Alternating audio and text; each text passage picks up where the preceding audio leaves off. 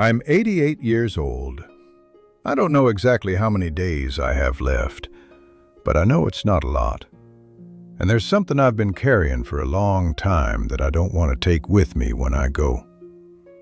Most people think regret comes from doing the wrong things.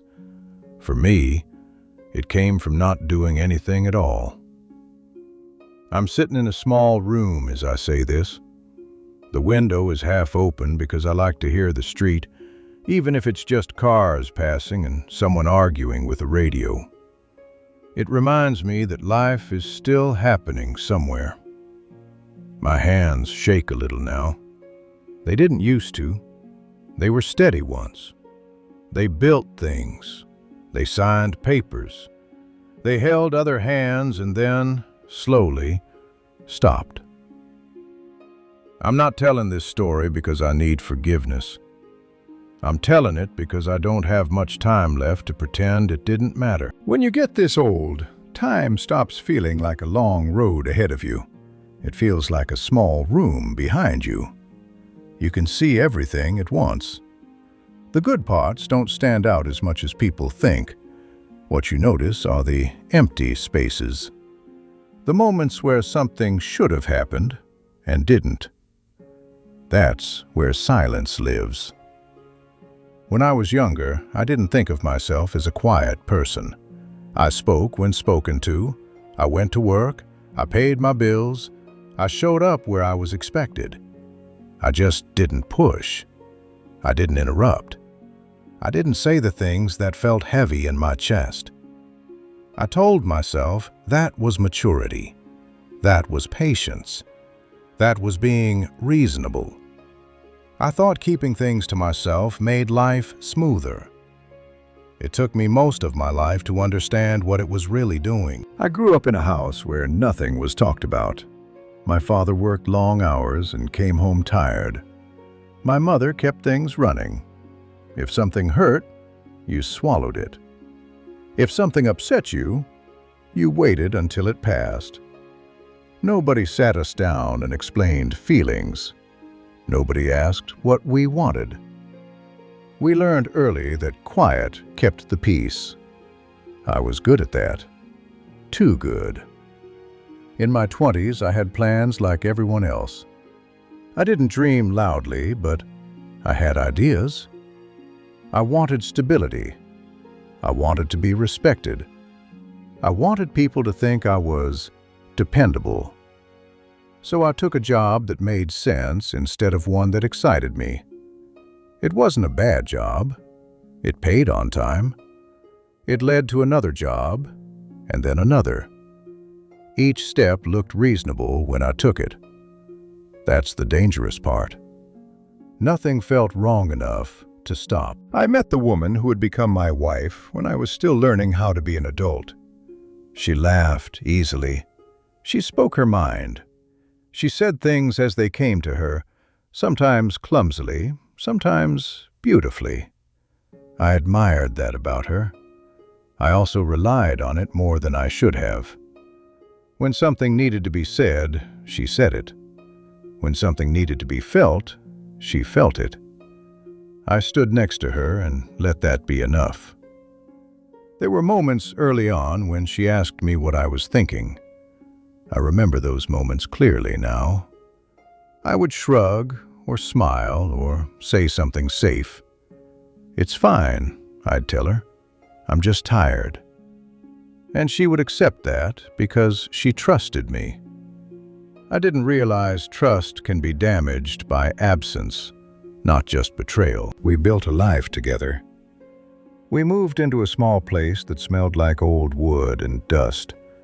We bought furniture that didn't match. We argued about money in quiet voices so the neighbors wouldn't hear. We laughed about small things. From the outside, it looked solid. Inside, there were things I never said. When she was upset, I waited for it to pass. When she was disappointed, I told myself it wasn't the right time. When she needed reassurance, I assumed she already knew. I didn't withhold words out of cruelty. I withheld them out of fear. Fear of making things worse. Fear of sounding foolish. Fear of being wrong. Silence felt safer than risk. Years went by like that. Work, home, sleep, repeat. Life didn't fall apart. That's why I didn't notice the cost. It was slow, quiet, almost polite. There were dinners where she talked and I nodded.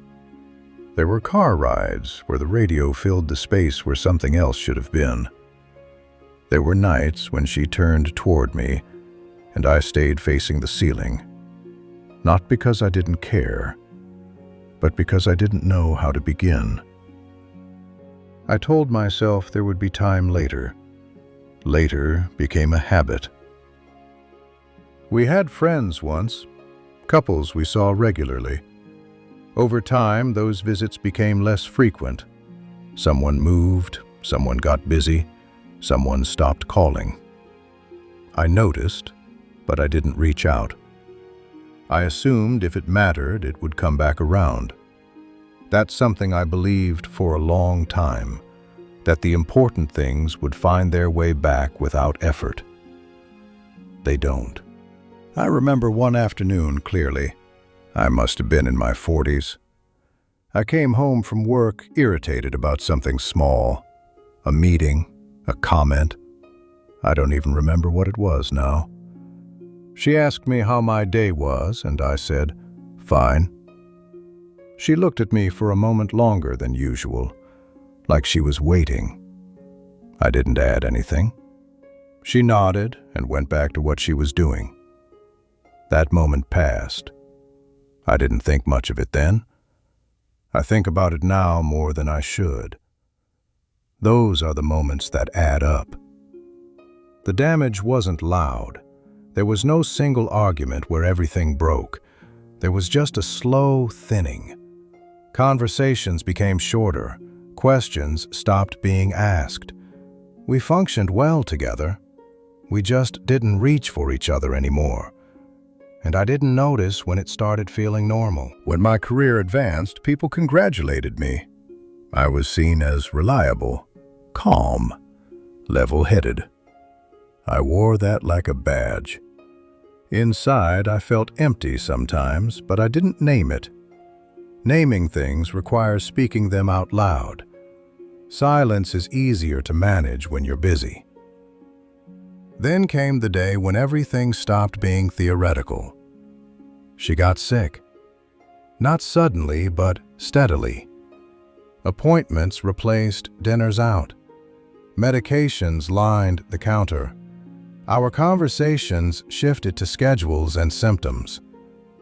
There was still time then. I can see that now. Time I didn't use well. I wanted to say things, I really did.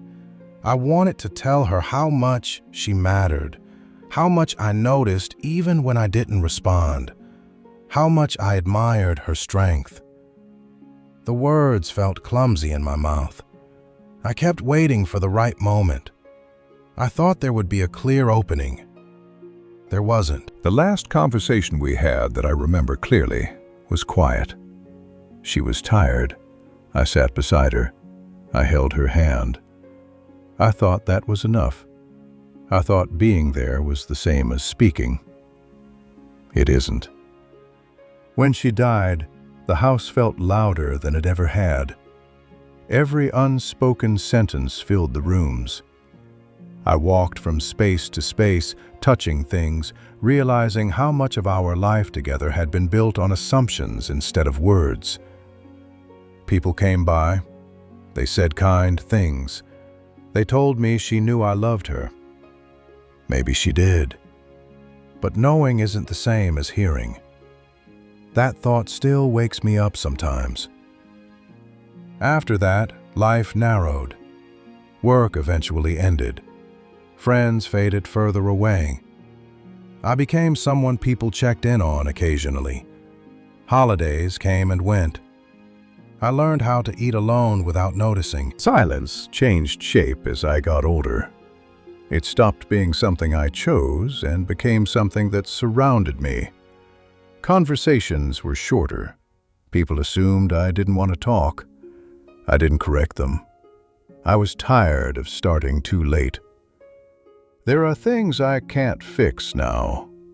I can't go back and answer questions that were asked years ago.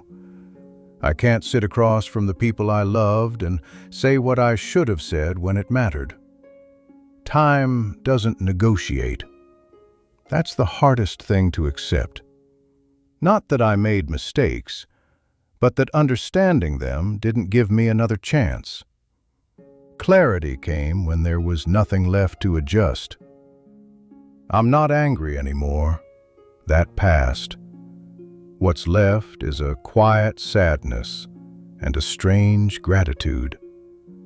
I had a life. I had people who cared. I just didn't meet them fully while they were here. If you're listening to this, I'm not asking you to change everything. I don't believe in sudden transformations. Life doesn't work that way. I just want you to notice how often you delay saying something because it feels uncomfortable or unnecessary. I delayed my whole life. I thought silence was neutral. I learned too late that it's a choice. And like all choices, it leaves a mark. There are things worth risking awkwardness for. There are moments that don't repeat themselves. I know that now, in a way I couldn't have understood then. I don't have many conversations left in me. My voice gets tired. My memory slips. But this felt important to say even now. When I'm gone, there won't be much evidence that I was here. A few photographs, some paperwork, a handful of objects no one will want.